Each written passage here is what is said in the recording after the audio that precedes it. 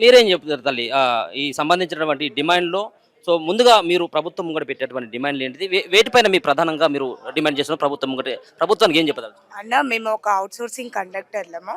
అయితే మాకు ఈ డిపార్ట్‌మెంట్‌కి వచ్చిన తర్వాత మాకు అతను ఏమన్నాడంటే, మాకు 25,000 ఇస్తా అన్నాడు మెయిన్.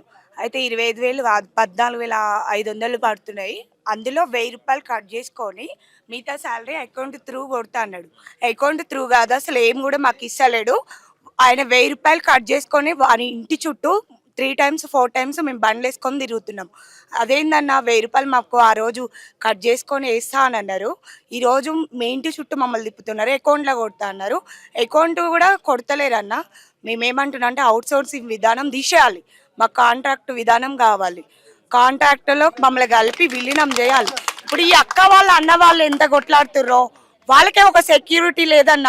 మాకు ఒక సెక్యూరిటీ కావాలి. ఒక అవుట్‌సోర్సింగ్ విధానము మేము కూడా వాళ్ళలాగా ఏం చేస్తున్నా అంటే రూ. 1,000 కండక్టర్లం మేము. రూ. 1,000 కట్ చేసుకుంటున్నారు. కట్ చేసుకొని మిగతా సాలరీ అన్న అకౌంట్లో పిఎఫ్, ఈఎఫ్ఐ కట్ అయ్యి 15,500 వేస్తా అని చెప్పిండు. 14,500 వస్తుంది మాకు మొత్తం టోటల్. ఆ పిఎఫ్, ఈఎఫ్ కట్ చేసుకొని కూడా మాకు అకౌంట్లో వేస్తలేడు. మొత్తం చేతికే ఇస్తున్నాడు. అవుట్‌సోర్సింగ్ వాళ్ళు కూడా వీళ్ళందరూ కూడా మద్దతు ఇస్తాం. మద్దతు ఇస్తామన్న. వీళ్ళకి ఒక సెక్యూరిటీ లేదు, మాకు ఒక సెక్యూరిటీ కావాలి. మేము అడుగుతున్నాము. అక్క వాళ్ళ అన్న వాళ్ళు కూడా మాకు సపోర్ట్ చేయాలి. ఈ సందర్భంగా నేను తెలియజేసుకుంటున్నా. మీరు